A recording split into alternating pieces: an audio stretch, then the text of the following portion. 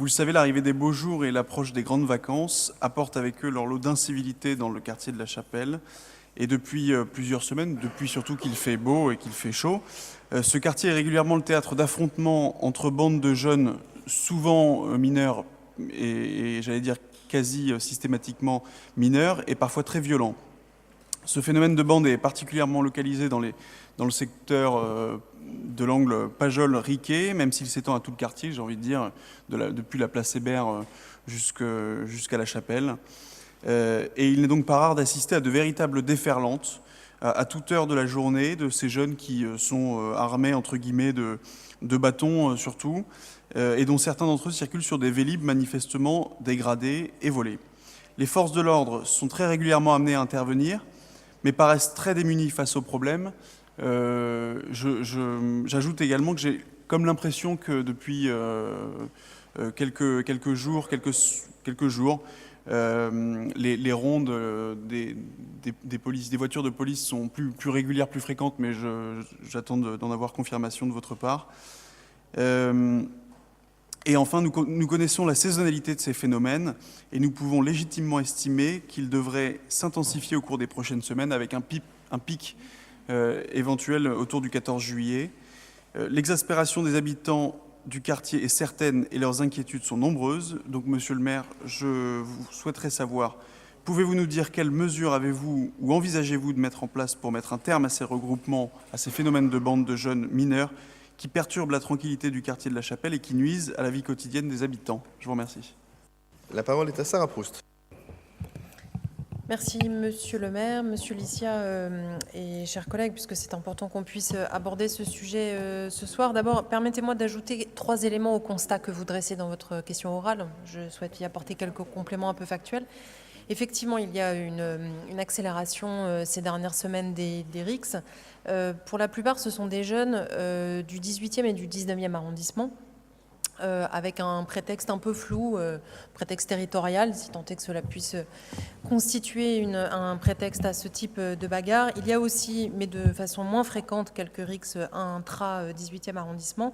Et vous évoquez dans votre question à toute heure de la journée, permettez-moi d'y apporter un petit bémol, il s'agit très majoritairement de rixes qui ont lieu en fin de journée et le week-end, puisqu'il s'agit de jeunes collégiens qui sont scolarisés pour la très grande majorité d'entre eux. Alors, qu'est-ce que nous avons engagé? Je vais vous répondre sur quatre volets. D'abord, sur le volet des mesures prises par la police et par la préfecture de police en particulier. D'abord, les effectifs du 18e arrondissement ont, non pas depuis quelques jours, mais depuis plusieurs semaines, pris très au sérieux ce qui se passait dans ce quartier, dans le quartier effectivement Pajol, Riquet, La Chapelle, un peu rue du département, et ont placé à la demande du maire notamment des effectifs en statique, puisqu'on sait que c'est toujours au même endroit que ces jeunes se donnaient rendez-vous. Donc il y a effectivement des effectifs du 18e arrondissement en statique depuis maintenant 2 semaines. Par ailleurs, à la demande du maire, nous avons obtenu la préfecture de police des effectifs supplémentaires dans l'arrondissement pour pouvoir faire face de façon plus rapide à ces phénomènes de RICS. Troisième élément sur les mesures police, il y a à la préfecture de police une équipe qui est chargée de surveiller les réseaux sociaux, à laquelle nous avons demandé une surveillance toute particulière puisque la plupart des RICS commencent par des rendez-vous donnés sur les réseaux sociaux. Donc la préfecture a lancé cette surveillance il y a maintenant quelques jours. Et il se trouve que ce travail, c'est-à-dire des effectifs à la fois repositionnés dans le 18e, plus des effectifs supplémentaires et les surveillances sur les réseaux sociaux, ont permis un grand nombre d'interpellations, voire un certain nombre de gardes à vue. Donc on en arrive au second volet, qui est le volet judiciaire, dont je vous dirai aussi quelques mots. Il se trouve que le procureur de Paris a souhaité la saisine d'un juge d'instruction spécifique sur la question de ces RICS pour pouvoir apporter un suivi judiciaire le plus précis possible sur ces jeunes interpellés sur la question de ces RICS. Nous avons aussi, le parquet a aussi décidé d'accélérer le système de navette entre le parquet et le commissariat du 18e arrondissement, notamment sur le contrôle judiciaire, pour pouvoir là encore être dans un travail quasiment de dentelle sur chacun des jeunes et que le lien, en tout cas les décisions prises par le parquet, soient les plus rapidement connues par le commissariat du 18e arrondissement. Troisième et avant-dernière piste, et en tout cas chantier lancé par le parquet, il y a une augmentation du nombre de réunions depuis maintenant 2 semaines du groupe de travail lutte contre la récidive, qui est un groupe de travail zone de sécurité prioritaire qui permet, avec l'ensemble des acteurs concernés, de travailler sur chacun des jeunes qui ont un suivi judiciaire. Et donc, ce travail a été accéléré. Dernier élément sur le volet judiciaire, le parquet, pour le coup, à la demande des élus, parce que c'était un sujet important pour nous, a décidé de l'augmentation du nombre de stages de responsabilité parentale, puisqu'on sait que ces sujets aussi, nous avons besoin d'associer les parents à ce phénomène-là, à ces phénomènes-là, pour y trouver le plus de solutions possibles. Alors les stages de responsabilité parentale, vous les connaissez, ça vise à rappeler évidemment l'obligation d'éducateur des parents, mais aussi de les aider, de les accompagner. Ces mesures, elles ont un cadre judiciaire très strict et elles se font à la demande et sous le contrôle du procureur de la République. Troisième volet, le volet éducation nationale. Je le disais en commençant sur les éléments factuels, nous sommes face aujourd'hui à un certain nombre de jeunes qui sont collégiens et qui sont scolarisés. Donc il fallait un lien très précis, très resserré avec l'éducation nationale, notamment sur la question de l'affectation, autant des primo-affectations que des affectations en cas d'exclusion temporaire ou d'exclusion définitive, puisqu'on sait aussi que si une partie des origines des RICS a pour cause la question de territorialisation, le rôle là de l'éducation nationale dans l'affectation des jeunes dans tel ou tel collège, après notamment des questions d'exclusion, est un sujet important. Et la ville de Paris a entamé, notamment avec le rectorat, enfin avec l'académie, un travail très précis sur la question des exclusions, parce qu'on sait qu'elles sont, d'un point de vue éducatif, peu souvent de bonnes solutions, mais en tout cas sur ces sujets-là, il faut y prêter très attention. Et puis dernier point, ce qu'a fait la ville de Paris, ce qu'a fait aussi la mairie d'arrondissement. Différentes choses. D'abord, nous avons lancé un pilotage avec l'ensemble des acteurs concernés. Je les ai évoqués rapidement, le parquet, le procureur et l'éducation nationale.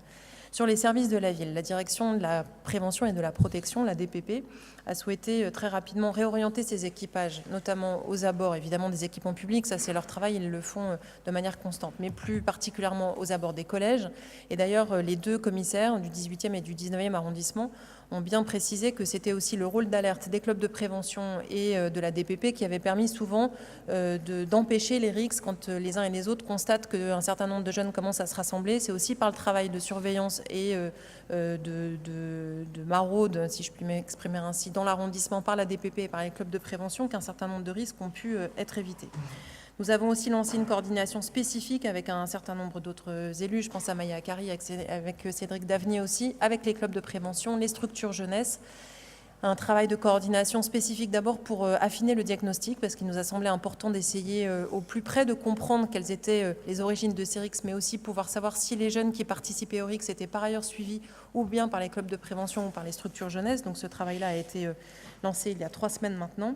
Et puis le dernier élément sur le travail de la ville, mais j'y tiens parce que c'est probablement le dispositif le plus intégré et le plus intéressant, me semble-t-il, pour commencer à répondre à ce sujet-là. C'est ce qu'on appelle les Cénomèdes. C'est un dispositif qui est inclus dans le contrat parisien de sécurité. Cénomèdes, c'est le nom pour cellule d'échange nominatif pour les mineurs en difficulté. Et il s'agit d'une cellule de travail avec l'ensemble des acteurs que j'ai évoqués, plus quelques autres. Donc je le répète, il y a la mairie du 18e arrondissement, la coordinatrice sociale territoriale de la DAZES, donc assistante sociale, le parquet, l'éducation nationale, la protection judiciaire de la jeunesse et le parquet. Normalement, ces réunions-là, nous les tenons 3 fois par an.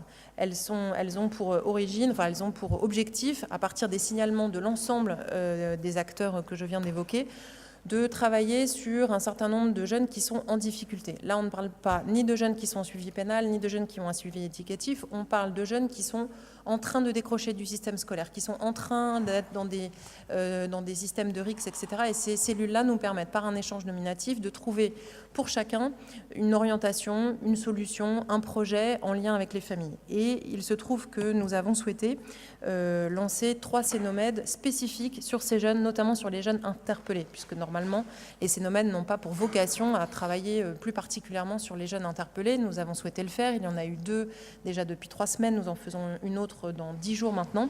Et nous avons travaillé, là encore, c'est de la dentelle sur chacun des jeunes, sur le dossier de chacun des jeunes qui ont été interpellés. Je me dépêche, sur ces dernières semaines. Avec ces 2 cénomètres, donc, nous travaillons sur la situation de ces jeunes. On fait aussi le lien avec les parents, puisque je l'évoquais sur la responsabilité parentale, mais c'est aussi de notre rôle de pouvoir être en lien avec eux.